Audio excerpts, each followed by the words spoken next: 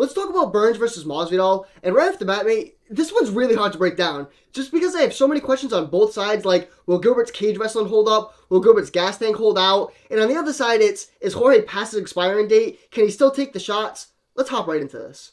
I don't know how Masvidal is going to approach this fight, but I did narrow it down to two methods. A, he just simply takes it to Burns, looking to be on the front foot, trying to expose one of Burns' holes of not being as effective going back, while just offering up his entire arsenal with the smooth boxing combinations, great body kicks and low kicks, looking to bring Burns into the clean kickboxing match, where Gilbert tends to throw himself off balance at times and look for a scrap.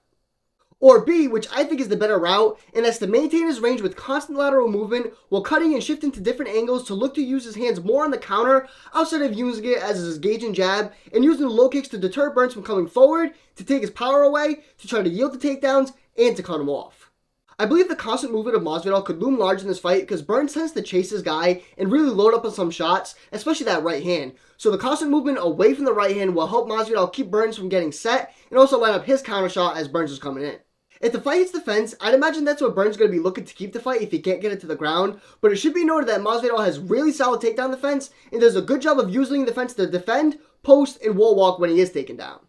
With Gilbert Burns, because he's such a dog and always down for a good get down, it's tough to say what Gilbert's going to show up, but due to this being Burns' last chance at a title run, I think he's going to use every ounce of his fight IQ to try to neutralize Masvidal in somewhat reminiscent performance that he had against Wonderboy.